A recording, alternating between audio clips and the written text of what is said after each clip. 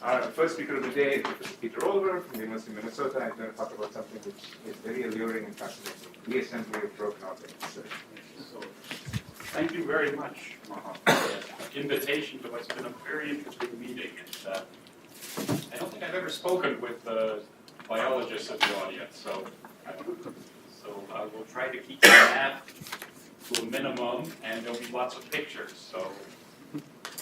And what I want to talk about is recent projects on, as the title says, reassembly of broken objects, specifically jigsaw puzzles, and then broken eggshells. We heard about eggs yesterday, and then broken bones, which is a project that we just initiated with a group in anthropology at the University of Minnesota. And I hope I get time to spend on the anthropology slides at the end. So I'm going to start out a little bit mathematical and then gradually get more and more applied. And so all of this boils down to something I've been very interested in for over 30 years, what's known as the equivalence problem in mathematics. So Anuj said we're not supposed to mention the word group, or Maha, he claims Maha's everywhere, but I'm going to mention it anyway.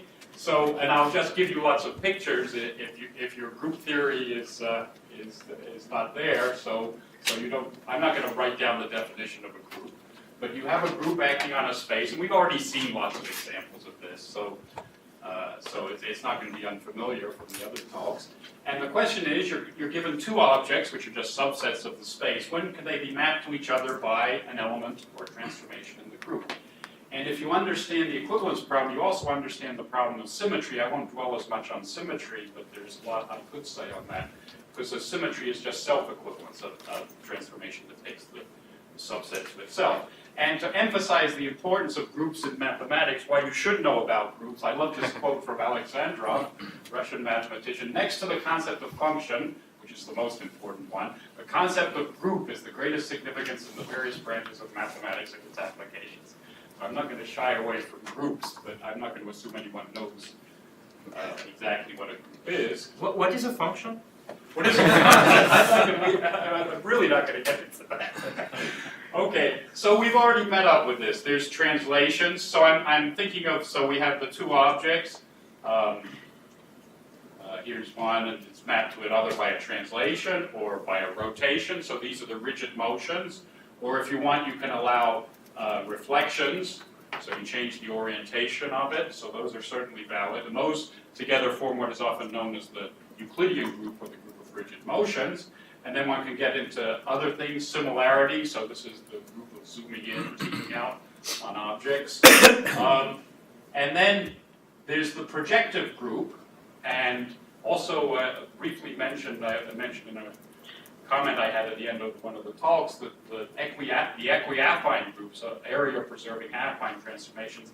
And in image processing, the projective group, for reasons I'll show you, is just way too complicated for many reasons, whereas the equiaffine group forms a pretty good approximation. So what you want to think of in the projective group is you're looking at an object at an angle. You have a flat object, but it's at an angle, and you're looking at it there. So that's what that's supposed to represent. Now, the interesting thing is our visual system certainly builds in projective transformations, because if I ask you what is the shape of the rim of the cup, your immediate answer would be circle, right? But it's not a circle on your visual field or on here, it's an ellipse. So somehow your visual system is saying, well, that's really a circle if I look at it from the right direction, even though it's an ellipse in the field. So somehow, and in image processing, one of the themes is that because our own human visual system is so good, we should build as much of that into the image processing system as we can. And that's one of the reasons why group theory has made such an important impact in image processing. And of course, in the West, the recognition of the projective group was very important in art, when they finally realized how to do perspective drawing correctly. And this is a picture of Dürer. I think we had a slide of Dürer earlier on in the meeting. So here's another Dürer, where he's drawing and these wonderful artworks. Some of them really had some mechanical stuff going on behind the scenes. Here he's just sort of projecting lines and drawing the mood, I guess it is, on to get its perspective right without doing it in a sense in an engineering way. Also, the other importance of group is there's this famous program due to Felix Klein from the 19th century. And basically, Klein said that geometry is group theory. Every form of geometry is founded on a group. So one has Euclidean geometry, as we learn in high school or junior high school, but one could add in mirror geometry where you add in the reflections, or similarity geometry. That's when we do similar triangles, we're doing similar geometry, or there's a whole field of projective geometry, which gets much more intricate. So let's go back to the equivalence problem. When are two shapes? And of course, by the group, I have to specify what I mean. So do I mean they're only equivalent up to rigid motion, or do I allow zooming in and out? Do I allow full projective equivalence, and so on? So one has to first specify the geometry or the group, and then you ask what is the equivalence. And in most of the applications, it's just going to be Euclidean equivalence, translations and rotations, not even reflections. For a puzzle piece, you can translate it and rotate it, but you don't reflect it. On the other hand, if you wanted to do puzzles visually and you're looking at them at an angle, you may want to allow the equiaffine or the projective group. And it would be actually kind of cool to design equiaffine or projective puzzles and put them online for people to try to reassemble. I haven't done that, but I would love to do that. Okay, so when are two shapes related by a rigid motion? That's rigid equivalence. This is a sort of a cartoon of doing projective equivalence and also symmetry, or equiaffine if you don't want to go all the way to projective. So the question is, are these two tennis rackets the same shape? They're certainly not rigidly the same shape on the screen, but they are projectively equivalent. And then there's also the question, which is important, of determining the symmetry. In this case, there's a reflectional symmetry, which is pretty easy to detect. Here, there's a projective symmetry, which is much more challenging to detect. But nevertheless, we see it because we see this tennis racket as if it were this way, and we still see the symmetry. But there are limitations, so I want to briefly mention that. So this is a famous paper. So of course, ducks are not equivalent to rabbits, are they? But there's a famous paper in 1995 by a Swedish engineer, Ostrom, in which he tells you how to change a duck into a rabbit by a projective transformation. So here's your duck, and basically these are all projective transformations going from here to here to here and so on. And so you're basically taking the duck and tilting it very far, moving it close to your eye, and it looks almost circular. And what you didn't see here was there was a little bit of noise somewhere in the duck that's up here. This is the duck noise. So this is where the duck has ended up, but there was a little bit of noise somewhere down here that when you tilt it the other way, it becomes a rabbit. So there's a sort of limitation to groups, certainly projective groups, as to how far you can go. And this is something I've been wrestling with, and I still don't have a good solution as what the right framework is for this. Yes? Could this be used in a visual setting to start thinking about illusions and so on? Oh, absolutely. In fact, speaking of illusions, I took a picture of this. I was visiting my son in London a couple of weeks ago, and this is in the Victoria and Albert Museum. They had a whole section on visual illusion, so that's the other way to change a duck into a rabbit. I think there's some interesting connection with. I don't know the field of illusions very well. I was going to ask whether people have actually thought about this in the context of that I don't vision know. and cognition. I don't know. I'm sure they have in some. I don't know in terms of this projective or this Ostrom result whether they've thought of it, but it's certainly something there. Now, even in sort of more tame examples like the Euclidean group, there are still interesting illusions. I'll give you this one. Many of you might have seen this. This is the famous Thatcher illusion. So you take a picture of your, I guess, least favorite politician.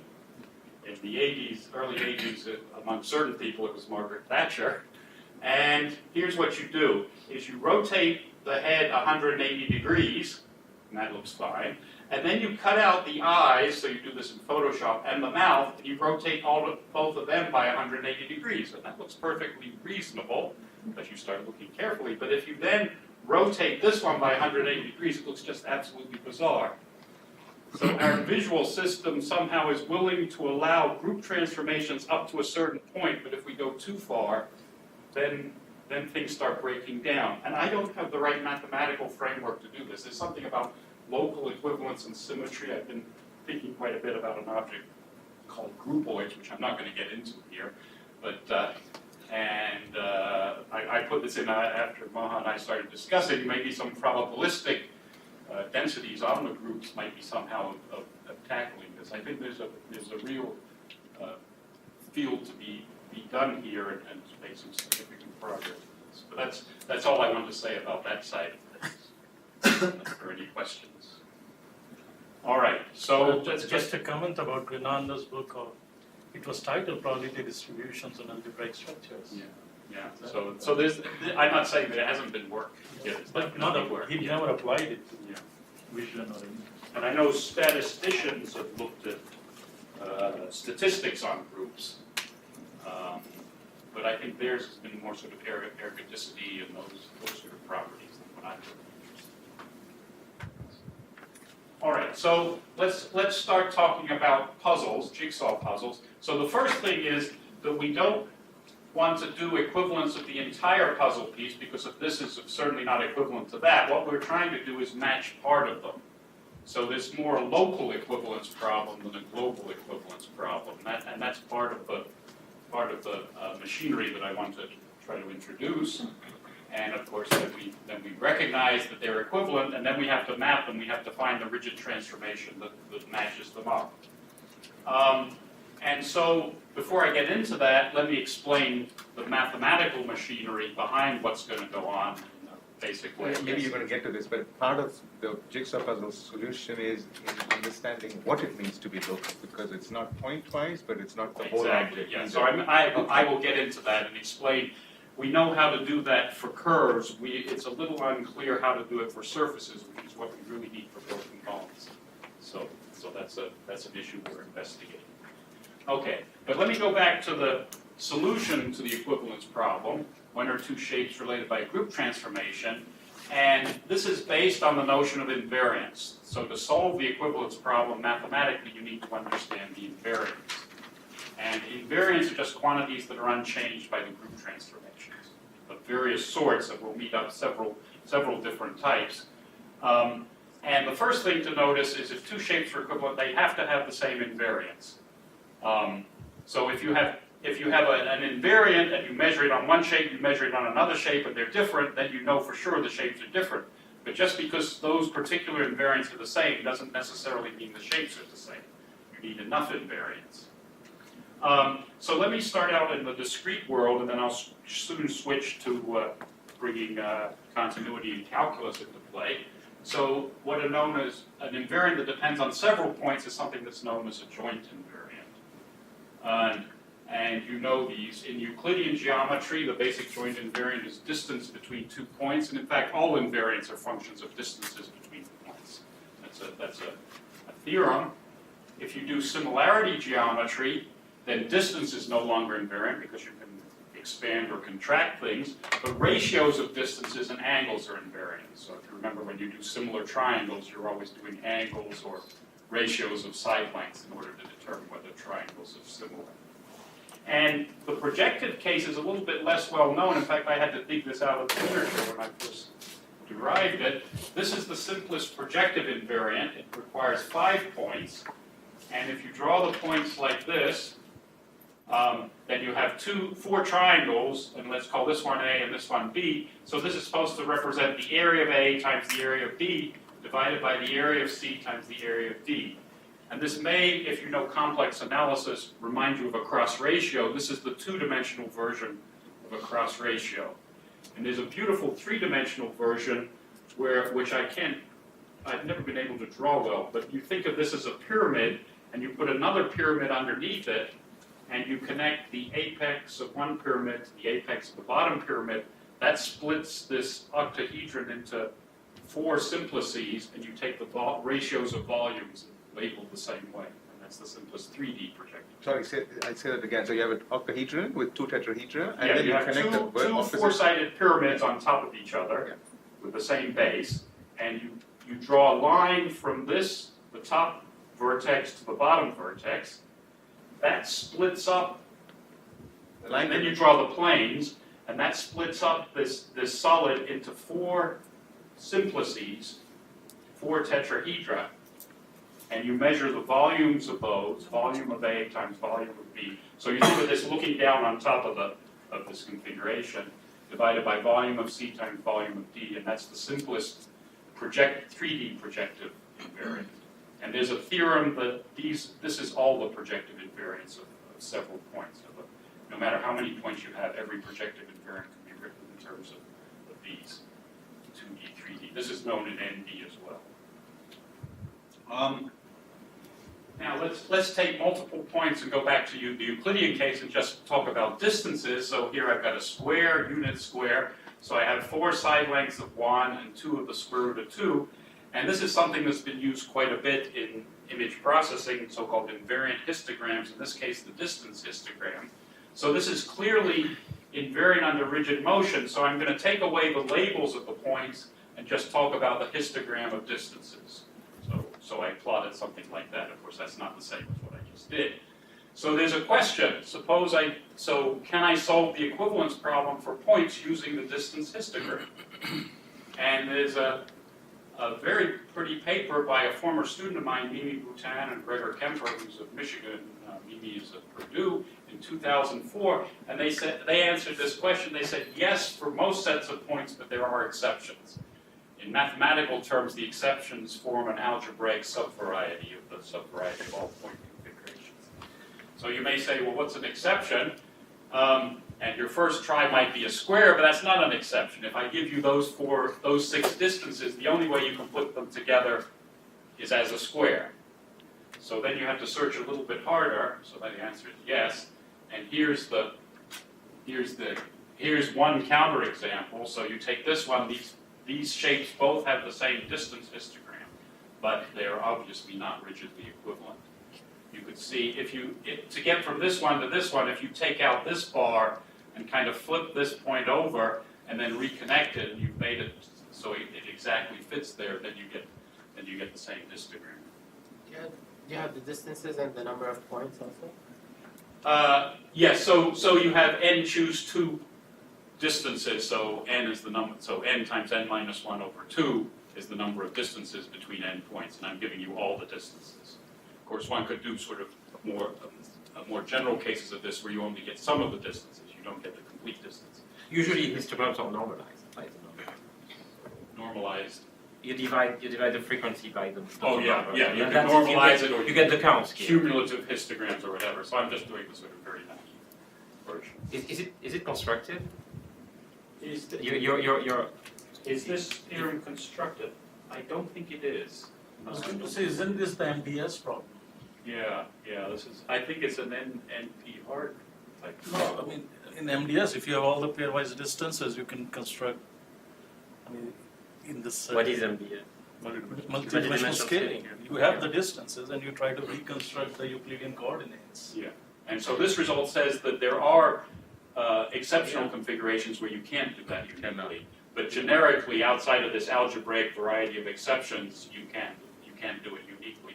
But I don't think I'm pretty sure it's not constructive. No, but I think he said it was. MTS is It's enough. just I like mean, a they very approximate, problem. they minimize some maybe energy. approximate. And do you know how this algebraic variety increases with n? Yeah, so you know explicitly the equations for the algebraic variety, and you can. So does the non-uniqueness blow up is what I'm asking as n increases?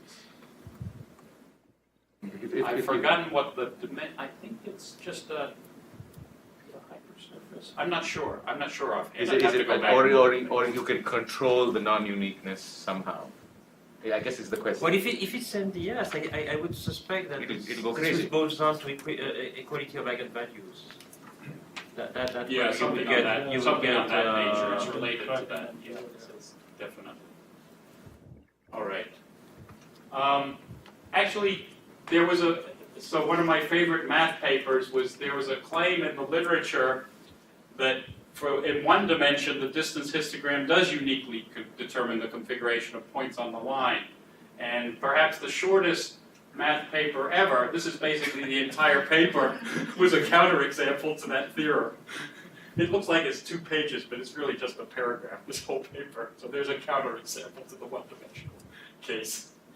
And then one of the things I did with with one of my undergraduate students was in the case of curves, which is what I'm particularly interested in, not just discrete points, is looking at the limiting curve histogram. So you discretize the curve, you compute the distance histogram, and then you let the number of points go to infinity, in other words. And you end up with these type of integrals. And then we had a conjecture still not resolved whether these uniquely determine the curve up to rigid motion. There are a lot of indications that they do, unlike there aren't exceptions like the distance histogram that we don't know. And this is an example of what's known in the literature as an integral invariant. And we are using some of these histograms and things like that in some of this work on jigsaw puzzles and so on. Another interesting one seems very promising is something known as the circular area invariant. So there's a very nice paper of one of my collaborators, Jeff Calder, who's now at Minnesota, and Selena Zadoglu at Michigan, in which they prove under certain conditions that this circular area invariant does uniquely characterize the curve. So this invariant is you choose a radius r, and then you take at each point on the curve, you draw a disk of radius r, and you just compute the area of the interior part of that disk. And that's clearly, if you think about it for a second, rigidly invariant, and so you can use that as a way of distinguishing shapes. And you have a sort of multi-scale because you're free to choose the r. You can let r go larger or smaller. And we've started using this on the bones that we're looking at, and in this case it's the spherical volume invariant. And this is a very recent picture one of the students just generated last week, where you compute the volume of the intersection of this sphere, which is based at a point right about here, with the bone in this case. And what's pictured here in color, the red is where that volume is smaller, and the blue is where it's larger. So if it was a perfectly flat surface, you'd of course have half the volume of a sphere of that radius would be the invariant. So the more curved or the more pointed the surface is, the smaller that volume is going to be. And this looks extremely promising for segmenting the break edges of this broken bone. And I'll talk more about those when we get to that part of the talk. Yeah? For the spherical and the circular area, do you still have to discretize that outline? Yeah, so this is all from scanning the bone fragment, getting a mesh. Yeah, so it's all discrete. Ultimately, everything I do in practice is discrete, yes. And actually, we came up with new formulas for this invariant that only involve integrating on the surface of the sphere rather than computing the whole volume, which is how people have done this in the past. Sorry, I missed the construction. So you're moving the sphere around? Yeah, so you move the sphere around at each point, and then you in this case, we're not trying to compare pieces. We're just computing the volume and graphing where it's small and where it's large. And where it's small are going to be something like edges where it's broken, which we're very interested in. And it's a function of the size of the sphere. And it's a function of the size of the sphere. So we have yet to determine what are the optimal radii. I was going to ask you how you... We may have to look at various radii to really do this well. So this is very preliminary work that I'm talking about right here. And similarly in the plane problem, it's Yes. also a function of the size of the circle Exactly, that you're moving yes. around, which allows you to get at higher or lower resolution of the edges. Exactly, Thank you. exactly. Yes. It's like a local histogram. Yeah, it's very much like a local histogram. So we've been trying histograms as well. This looks much more promising for what we want to do than the histogram type stuff. So this is a project that my wife, Cherry Shakaban, and a former undergraduate student of hers did, in which they were looking at distinguishing moles from melanomas. And I'm going to go through this fairly quickly because I'm doing, but they were just looking at distance histograms and comparing them based on the fact that the melanomas tend to be much more convoluted in outline, but they were getting some interesting results on distinguishing these just using the distance histograms. But I want to switch from that to the continuous one, something that I've been looking at a lot longer, and what are known as differential invariants. And these are for smooth objects. So now we're going to allow derivatives. And the simplest differential invariant, which you know from calculus, is the curvature. It's just the reciprocal of the radius of the oscillating circle. So here's your curve, here's your circle. And when we teach in mathematics, we always draw this wrong, because generically the curve goes from the outside to the inside of the oscillating circle. And so this is from a sort of public lecture that I've given, including to high school students, but I thought I'd give it here. Curvature is a measure of bendiness. So question to the audience, what everyday device that almost everyone here uses every day do you use to measure curvature? Any ideas? So it's none of those. Fish doesn't measure curvature, neither does a blender. So this put you on the wrong track. Any ideas? I'll give you a hint. So if you drive your car, your steering wheel measures curvature as you go along the road. The amount you turn your wheel is directly related to the curvature of the road at that point. So the car is going to determine the curvature. So one can graph the curvature as a function of time, and now the question is, can I reconstruct the curve, meaning the racetrack, knowing the curvature? Okay, so what do you think? Yes. No, that's right. Because I could have drive at different speeds. I didn't restrict you to drive at 55 miles an hour. You can drive at any speed. So this is not right. However, yeah. So can you? Sorry, I should come to this slide. Can you reconstruct the racetrack knowing that? And what you need to know is not the function of speed, but a function of distance. And then there's this very classical result going back to the 19th century that if you know curvature is a function of distance, then you can uniquely reconstruct the racetrack, up to rigid motions, of course. And of course, the one problem here with this class, well, there are several problems with it. One is that you have to determine where the starting point is, because if you start at a different point in the racetrack, you get the same graph, but it's been translated. We saw this in some other talks earlier on, where you still have this translational invariance. So one of the ideas, the other thing is if I wanted to do the analog of this for surfaces, there are distinguished parameterizations of surfaces, but there's none that's completely invariant. And so one no longer has this notion of S when you're doing surfaces, but you'd still like to do equivalence problem. So okay, can I ask, what about curves in 3 space? When you I'll get to that. Okay. Yeah, I will get to that. Okay. Yes, and surfaces too. So we said to take out this ambiguity in the translation in S, we're going to differentiate one more time, and both of these kappa and d kappa by ds are both differential invariants. So this rate of change of curvature, and we're going to, as you go around the racetrack, you graph kappa versus kappa s, and that for sufficiently non-degenerate curves does uniquely reconstruct the racetrack. And this is something that we'll call the signature curve. So the invariant signature, this is the simplest example of a differential invariant signature. When will it fail? It will fail, well, I'll give you the do I have the non-degeneracy condition? No, I don't have it here. So if kappa s and kappa ss are both non-zero, then it's fine for local equivalence. One of the places where it will fail is if you go around a circle, it won't tell you, because kappa is constant, you'll only have one point, it won't tell you how long the circular arc is. So there are, and in fact the jigsaw puzzle work came out of trying to understand exactly when it fails. So this is a paper that I wrote with my wife Cherry Shakaban, Calabi, and Alan Tannenbaum, who's now at Stony Brook, and a student of ours, Steve Hager. And the proof, so this is based on Élie Cartan, who was one of the great mathematicians of the first half of the 20th century, who was a great geometer, solved the equivalence problem in general, and he said that shapes are related. I mean, this is a hand-waving version of the theorem, if and only if they have the same relationships among the differential invariants. So this is a very special case of Cartan's general theorem.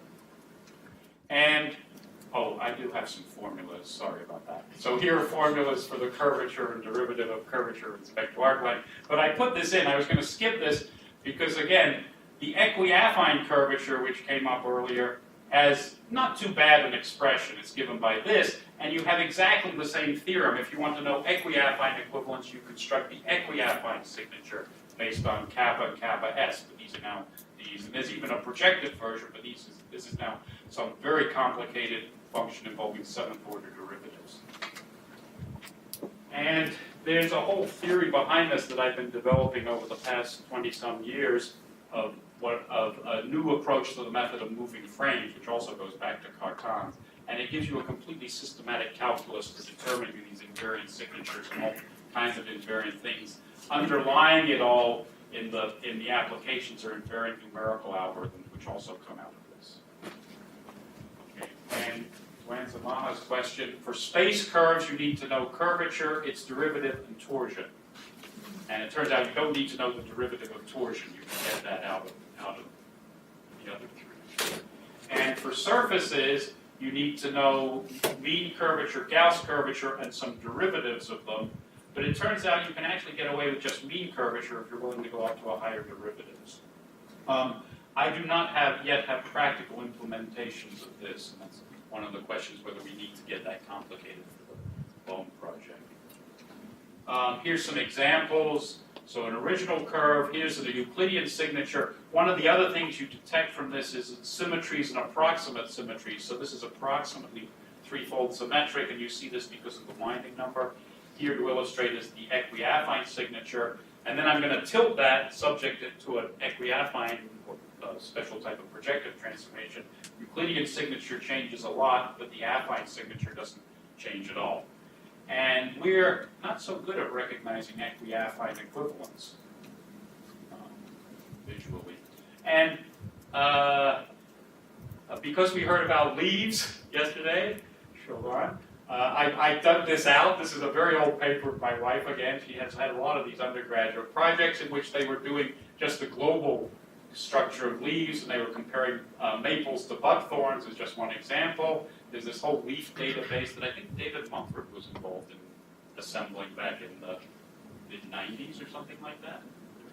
So they got pretty good results. This is a correlation matrix. They use something called latent semantic analysis to do this, which is just one of many methods for comparing. So you mentioned that you should be able to see the symmetry of the object in the signature curve. And Yeah. can you elaborate on? I don't see that in the maple leaf. Maybe I'm just missing it. Oh, so you see local, yeah, actually you can see this. So you see this threefold, Yeah. these three, those are corresponding to the fact that locally these three parts are locally equivalent. So there's only a global reflectional symmetry, and in fact, if you folded this over, in other words, graphed absolute value of kappa, as you get a sixfold symmetry, which would include the reflectional symmetry. So that's how you see it. So the places where they're sort of closely tracing each other are related to local symmetries. Here there's only a reflectional symmetry, and you see that because this is also reflectionally invariant. And so what you're saying is that the differential invariants actually give you information about the discrete symmetries. Exactly, yes. The signature curve, so the theorem is the index, meaning you look at how many points on the original curve map to a single point on the signature, that's exactly the number of local symmetries. So it gives you precise information about the symmetries. I was going way too fast. I'm going to skip over this. This is some other work she did on looking at signatures of breast tumors and comparing them. The benign ones were much less complicated than the malignant ones. This was also with moles and melanomas, similar things, and here's some analysis based on numbers of crossings of the kappa and kappa S axis. This was done on a database of moles and melanomas that can be found here. And this is something to do with the symmetries of the signatures. And they're getting quite significant results distinguishing these. And all your examples were closed curves. They don't have to be I curved. just They wanna don't make have sure. to be curved. Yeah, the examples I'm doing in practice are closed, but they don't have to be. Okay, so now, Do you have, I always wonder, do you have any theoretical results on what would be the best metric to compare the signatures? Or let me say something about that in a second. Oh, Okay. perfect. Yeah. So this is our strategy for reassembling jigsaw puzzles. We work with actual puzzles, so we've digitally photographed them. We had to do that very accurately. There's some issues with smoothing that I don't want to get into, but I can discuss offline. And then we numerically compute the invariant signatures using these numerical algorithms we've developed, and then we put them together. And of course, again, we have to do local equivalence. So we want to localize the signatures, and for curves in 2D, we do this by looking at what I call bivertex arcs. So they're arcs of the curve where the derivative of curvature is not zero except at the endpoints. These are what are known in the, these points are known as vertices in the curve literature. And in other words, the part of the signature I'm going to look at is just a single arc. So remember, it goes round and round and round, but I'm just going to, and that's intrinsic. So I can now compare the bivertex arcs, and the idea is you split up the bivertex arcs, you start comparing those individually, and if you get enough of those that are equivalent under the same transformation on two pieces, then that's a good candidate for matching.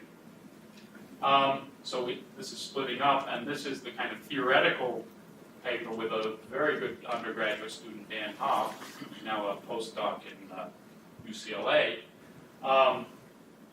And here's the answer. Here are all the different metrics. We didn't look at all of them, but the one that for this puzzle work that seemed to do was something which is not a metric, but is what I'll call electrostatic or gravitational attraction. So these didn't seem to work quite as well, the ones everybody loves. And what is this? Well, you think of them as sort of masses with some constant density, or maybe as oppositely charged wires, and you compute the mutual attraction between the two of them. And Mutual attraction using a 2D Laplacian Green's function? well, so you can, so we modeled it, we put in an arbitrary, so not necessarily Newtonian potential, but 1 over the distance to some power, Okay. plus a little epsilon, so we don't have divergences when the 2 points are exactly the same. So the follow-up. And so we fooled around with the power. That was one of the parameters in the algorithm that we fooled around. So all you needed is to decay far away. You don't Yeah, need you to just want it to decay far away, exactly. And so, because everything is discrete anyway, we don't even have to do the continuous case. We just treat them as point masses or point charges and compute that. And that seemed to work really well. But we have been using other ones. And so, and the other thing we found is that when we started to assemble it, if you make a tiny error initially, this quickly propagates to where you get stuck. And so Dan came up with this other mechanism of jiggling the pieces around until he said the pieces lock, and he did this by kind of doing a cartoon of forces and torques between the pieces in order to get them to match up as closely as possible. And this worked amazingly well, far beyond what I was thought would happen. So this is one of the examples we did. This is something called the Baffler nonagon. You can buy it on Amazon. Not very expensive. One of the reasons we like it is we're not working with any design on the puzzle. It's purely based on shape. There is literature on using design to match pieces, and eventually, if we're going to do puzzles that have designs on them, we would incorporate that with our methods. We haven't done that yet. Anyway, there are 67 pieces, and within under an hour on a laptop with jiggling around of various parameters, we were able to completely reassemble it, which still amazes me. And then we did some other puzzles. So there's the puzzle in practice. In fact, I don't know how long it would take a human to do this. I once had my two of my adult kids were home for Christmas or one of the holidays, and I gave them the puzzle, but they cheated. On the back of the box is sort of 60% of this is already, there's a picture of it. So my son cheated and did it in under 15 minutes. On your computer, where did you start? So it starts, actually I have a very nice movie, but I don't have time to show it. But it starts with the pieces with the most interesting things. So unlike humans who would start at the edge, it starts in the middle and works out. And one of the things about the algorithm is no input is what the ultimate shape is. The only thing that's input is the shape of the individual pieces, and then it starts. So even if it was missing pieces, it would still, in principle, be able to go around the holes that are there. How does deep learning work? Sorry? And then, after that, with another group, again including my wife, we put Humpty Dumpty back together again. So I sent this out to some of the people who worked in puzzles, and a guy named Marshall Byrne, who used to be at Xerox PARC, wrote back and said, well, I have this broken ostrich egg data that I scanned in like the early 80s, and I've never been able to put it together. So we worked on it, and we did pretty well with synthetic 3D puzzles of breaking spheres and ellipsoids up into pieces and reassembling them. Now we're using that 3D curve signature involving torsion to do this. The ostrich egg data wasn't very good. This is kind of a picture of a typical piece. So with a bit of hand-holding and a lot of smoothing and fudging and so on, we got something good enough to get published, but that's not something that would work. Can you elaborate using curvature and torsion of what now? Because Of the edges of the piece. because the piece, Yeah. the edges are now in 3 dimensions. The edges are now three-dimensional curves. And so, let's see, yesterday with the eggs, we saw the ostrich egg, but that's not actually the largest egg ever known. I don't think that was the ostrich egg. I think it was an elephant bird egg. It was an elephant bird egg. Okay, so very good. So I didn't catch that. There's this wonderful video of David Attenborough, but I don't have time to show it. A very young David Attenborough putting together an elephant bird egg in Madagascar. I'm not going to show it. But there's money to be made here. A reconstructed elephant bird egg recently sold for $100,000 on auction. And there are a lot of these pieces sitting around in Madagascar. So let me switch now. So once you realize that you can put together broken objects, you can do lots of things. I'm almost out of time. Surgery. And let me switch in the remaining, how much can I press on? 5 minutes, 7 minutes? 5 minutes, Yeah. okay. 7 minutes will be fine. So I have a more anthropological type of slide on the broken bone work that we're trying to do. So this is the full title. This is a group of anthropologists of Minnesota, except Reed Coyle is now in Kazakhstan. These are mathematicians. So Jeff Culver is one of my colleagues, and these are all undergraduates. So we've been meeting regularly on this. And the anthropologists are very interested in reassembling broken bones and understanding the geometry of broken bones, because that will help tell them who broke the bones, meaning was it animal or human or natural forces, and that in turn will tell them things about early human society.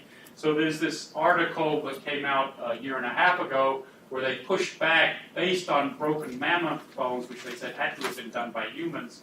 This is very controversial, but pushing back the arrival of humans in the Americas by 100,000 years, from like 30,000 to 130,000.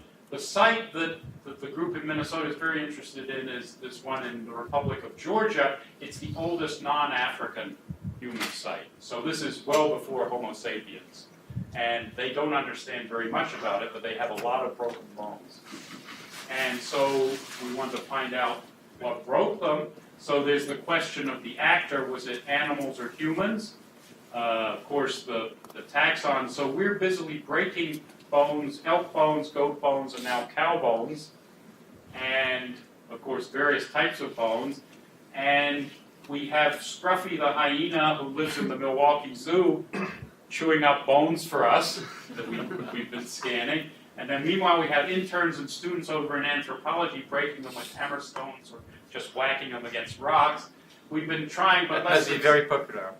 Oh yeah, lots of fun. Yeah, my math students are having a fantastic time. They go over there and break bones. And they cook the meat they get off the bones and scan them. So we're getting lots and lots of data. Less so with the natural forces. Part of the problem is oftentimes if you drop a bone we even had one on a cherry picker where we dropped to a very tall height and it went down and it didn't break after several tries. Okay, so the hypothesis in the field is that the geometry of bone fragments and how they are reassembled can tell us something about who broke it, the actor as they say it. And these are some of the questions that they hope to answer. So there's big controversy of what stage in human development did we become meat eaters? And how does that impact brain development? Were we scavengers or hunters? Hunting, of course, involves much more cooperative and social behavior than just scavenging, and so on. So this whole list of basic anthropological questions can perhaps be shed light on it just by understanding the broken bones. So we're not up at the stage where we've done any analysis of the actual samples. We're still working on the training data for that. And this is sort of the state of the art of broken bones, is measuring angles with goniometers, which I'd never heard of before. Goniometer, I called it a Victorian era tool, is basically a protractor, and they put it up against the bone and they measure the angle. And there's papers where they say, this is a quote from one of the papers, midpoint measurements were chosen because the fracture angle of the plane often varies along its full length. Well, that seems kind of obvious. And then there's a hypothesis that if the angle is less than 80 degrees or more than 110 degrees, it's by humans, otherwise it's by carnivores. This seems, so one of the questions is there anything to this? So we're busily investigating it, but this is some of the literature. We've already, because we've been scanning a lot, we've already implemented a virtual goniometer where we compare the normal directions at the break angle. So we're getting reasonably good about segmenting these angles and computing these normals. And then we're also going to use using principal curvatures. So these, if you take a surface and intersect it with a normal plane, that curve has a curvature, and if you look for the max and the min of those as you rotate the plane, those are what are known as the principal curvatures. And these get formed into the Gauss curvature, mean curvature, but the one that seems so far the most interesting is curvature difference, the difference between the principal curvatures. And what we found... Why? Well, because of... Well, so if you want to think of the breaks, so you want to understand the geometry of the breaks are where the difference in curvature is the largest, because in one direction the curvature is fairly small, whereas you go over from one face to the other, you have a high curvature. Whereas if you're not at a break, the curvatures are going to be, unless you're in a very, a lot of noise or spongy bone, as they call it, you'll get high variation in curvature. So, and this is borne out, so this is just some data which I'm not going to go through, and this is how we're comparing. So we're trying to do it in sort of large samples by doing training data. Eventually we'll get to machine learning, but so far we're at the fairly primitive stages of this. I guess everything will eventually get to that. But something called the Kolmogorov-Smirnov test that determines how different probability distributions are. And we're getting amazingly good results from the principal curvature differences. These numbers are not supposed to all be 1. 1 is like perfect, and these are like 0.9 negative predictive rate. This is really amazingly good, and we're working to understand this. And we did this with, so this is comparing humans versus hyenas, two different types of bones, and even whether the bone was broken by hammerstone or batting. And doing this test, we're getting remarkably good results. So these are still quite preliminary, but they're way better than the manual goniometer data, which is a little bit better than flipping a coin, but not that much better. Yeah. So the difference is just kappa 2 minus kappa 1, or Yeah, absolute absolute value of kappa 1 minus kappa 2. Not absolute kappa 2 minus absolute kappa 1? No. Okay. Absolute value. So signed curvature is allowed. Yes. And even the virtual goniometer data is better than manual, which is just done at the midpoint. Now we're doing along the whole break edges. We're getting better, but not as good as these curvature differences. So even some sort of basic mathematical differential geometry of the surfaces may already have an impact on this. And the interesting thing is we are actually getting significance in comparing these. So the hypothesis that the geometry tells you how they're broken seems like it might be true. But assembly is not something that you're worried about in this case, right? Well, we are. We have others. So because we have so many undergraduates, we have a couple of the other ones are doing assembly, and so far we are very, very preliminary. So this is just why assembly is hard. These things with trabecula, which is the spongy bone, and so on, and the pits, and so on. And we're getting fairly good with, so the question is for reassembly, can we work with the break edges and treat them as curves, or do we need to work with the entire surface and compare the surfaces? So that remains to be seen. We already have the numerics and the code based on the Ostracheks for the curves, whereas for the full surfaces, but, so this is just, and then there's these various signatures, histogram, spherical volume, and so on. And eventually maybe differential invariants. And this one is just kind of proof of concept that we can do something. It's not very good, as you'll see.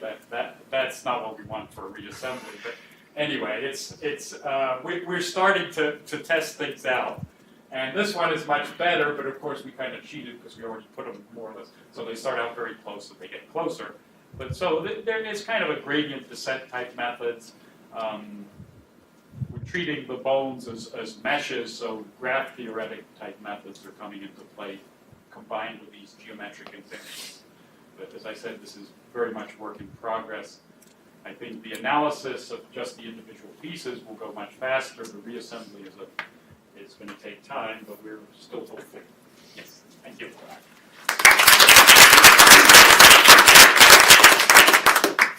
I'm sorry, it's a naive question. Could you tell me why we use metric instead of direct 2D or 3D structure to match? And what kind of